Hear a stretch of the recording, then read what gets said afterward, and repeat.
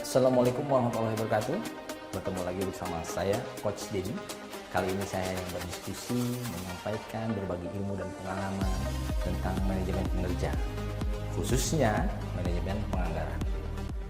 Yang kita tahu adalah manajemen penganggaran itu ada unsur manajemen dan penganggaran. Manajemen itu ada planning, organizing, actuating, and controlling. Penganggaran itu berhubungan dengan anggaran. Nah, yang kita ketahui anggaran itu ada dua, ada yang di pusat dan ada yang di daerah.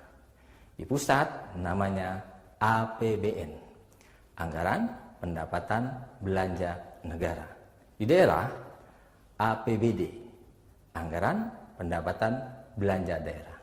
Kali ini saya akan menyampaikan perbedaan pengelolaan APBN dan APBD. Di APBN, kuasa pengelola adalah presiden. Kemudian bendahara umum negaranya adalah menteri keuangan. Ada wakil pemerintah dalam kepemilikan kekayaan negara yang dipisahkan, juga menteri keuangan. Pengguna anggarannya adalah bisa menteri atau kepala lembaga. Pejabat pembuat komitmen adalah pejabat yang ditunjuk oleh pengguna anggaran. Dan terakhir, tentang entitas pelaporan dikeluarkan oleh kementerian dan lembaga. Entitas akuntansi adalah unit kerja kementerian dan lembaga. Itu APBN. Sedangkan di APBD, Anggaran Pendapatan Belanja Daerah, kekuasaan pengelolaan keuangan daerah adalah kepala daerah masing-masing daerah. Kalau provinsi adalah gubernur, kota, wali kota, dan di kabupaten adalah bupati. Bendahara umum daerah adalah kepala badan, dinas, biro, bagian keuangan di daerah masing-masing. Sedangkan wakil pemerintah dalam kepemilikan kekayaan daerah yang dipisahkan yaitu masing-masing kepala daerah. Di provinsi gubernur, di kota wali kota, kabupaten adalah bupati. Sedangkan pengguna anggaran adalah kepala dinas, kepala badan, kepala kantor. Pejabat pembuat komitmen melekat pada pengguna anggaran. Dan yang terakhir, entitas pelaporan adalah pemerintah daerah. Entitas akuntansi adalah SKPD, Satuan Kerja Perangkat Daerah. Atau kita sering dengar perangkat daerah. Kemudian saya akan menyampaikan tentang siapa saja yang terkait dalam pelaksanaan APBD. Oke? Pejabat-pejabat terkait pelaksanaan APBD antara lain. Mereka itu akan ditetapkan oleh kepala daerah. SK-nya, surat keputusannya. Antara lain, pejabat pengelola keuangan daerah atau sering kita dengar PPKD.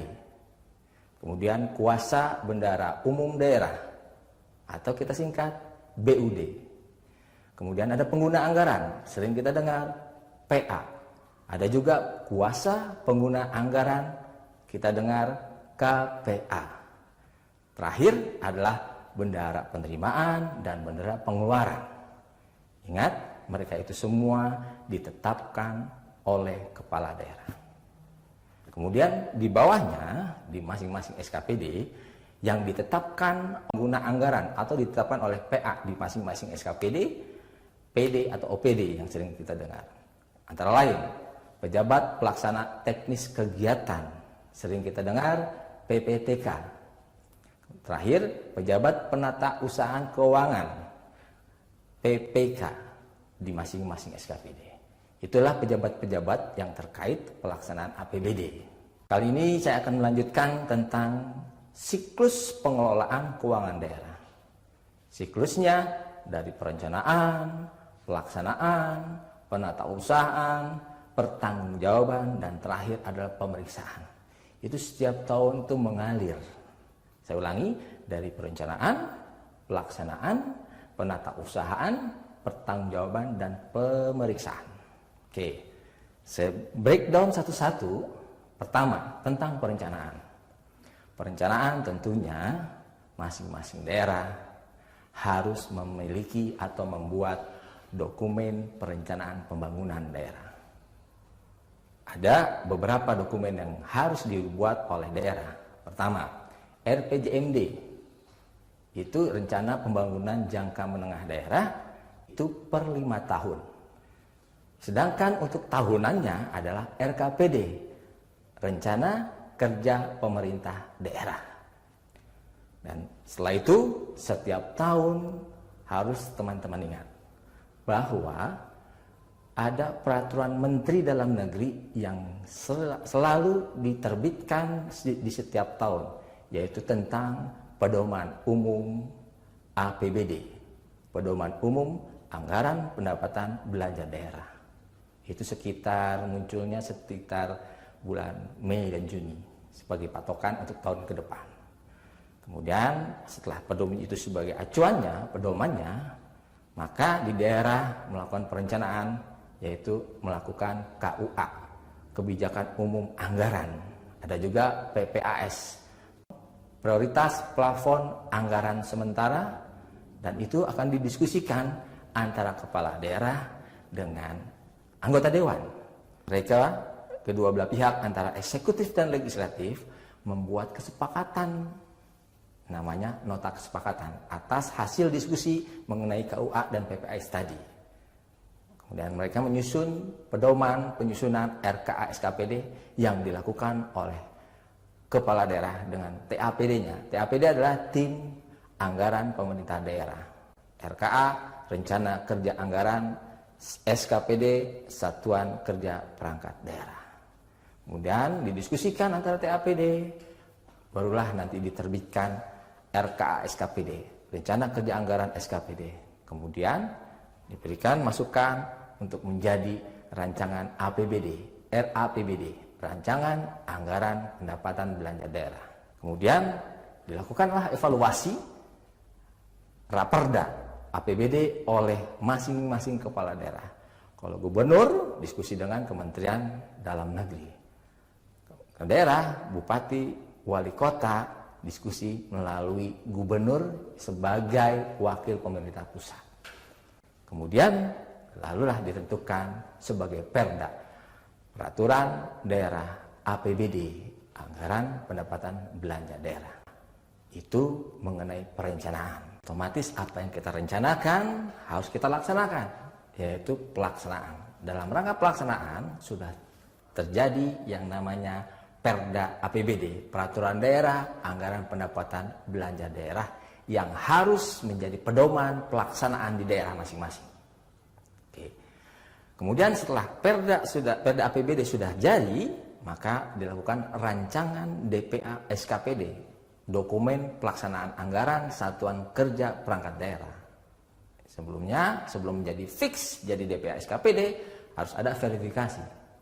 Ya, setelah diverifikasi menjadi DPA, baru pada saat pelaksanaan APBD, otomatis yang ada di dalam APBD, Anggaran Pendapatan Belanja Daerah, itu adalah tentang pendapatannya, tentang belanjanya, tentang pembiayaannya. Dan itu tidak mudah untuk dipahami dengan cepat. Nanti kita bisa diskusi lebih mendalam kalau kita sudah ketemu dalam rangka pertemuan di dalam kelas diskusi. Biasanya dilakukan selama seminggu atau lebih. Oke. Setelah pelaksanaan APBD selesai, barulah dilakukan laporan realisasi semester pertama. 6 bulan pertama harus ada laporan perkembangannya. Lanjut dilakukan adanya namanya RP APBD. Kalau memang ada inflasi, ada arahan di semester awal ini, dilakukan rancangan perubahan APBD untuk tahun yang berjalan. Kemudian dievaluasi oleh kepala daerah masing-masing, ya. Kemudian menjadi peraturan daerah perubahan APBD yang tentunya harus ada kesepakatan lagi dengan eksekutif dan legislatif. Setelah pelaksanaan dilakukan, ada proses penatausahaan. Penatausahaan itu mencatat segala apa yang kita lakukan dalam rangka pelaksanaan tadi. Penatausahaan ada beberapa, ada penatausahaan pendapatan, ada penatausahaan belanja, ada penatausahaan pembiayaan, ada juga tentang kekayaan dan kewajiban daerah. Kita bahas satu-satu tentang penatausahaan pendapatan. Penatausahaan pendapatan, bendahara penerimaan wajib menyetorkan penerimaannya ke rekening kas umum daerah selambat-lambatnya 1 hari kerja. Kemudian ada penatausahaan belanja. Ada banyak istilah yang perlu teman-teman pahami.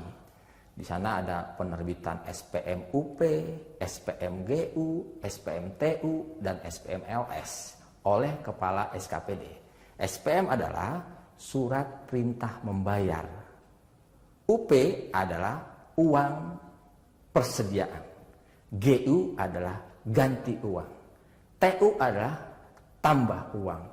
LS adalah langsung. Itu semua dilakukan penerbitan oleh Kepala SKPD masing-masing. Kemudian setelah itu dilakukan, ada penatausahaan belanja, juga ada penerbitan SP2D oleh PPKD. SP2D adalah surat perintah pencairan dana yang dilakukan oleh pejabat pengelola keuangan daerah, yaitu PPKD. Itu tentang penatausahaan belanja. Kemudian ada selanjutnya ada penatausahaan pembiayaan yang dilakukan oleh PPKD, bukan oleh SKPD. Jadi penatausahaan pembiayaan itu hanya dilakukan oleh pejabat pengelolaan keuangan daerah. Yang terakhir adalah kekayaan dan kewajiban daerah. Antara lain ada kas umum, ada piutang, ada investasi, ada barang, ada dana cadangan, dan juga ada utang. Nah, itu semua adalah proses penatausahaan keuangan di daerah.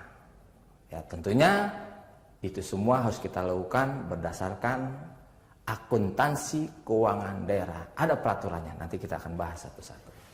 Oke, kemudian setelah penatausahaan, tadi sudah perencanaan sudah, pelaksanaan sudah, penatausahaan sudah. Setelah melakukan penatausahaan, ada yang namanya pertanggungjawaban. Pertanggungjawaban itu disusun dan disajikan sesuai standar akuntansi pemerintah. Ya. Di mana di dalamnya pertanggungjawaban itu harus menerbitkan atau membuat laporan keuangan pemerintah daerah.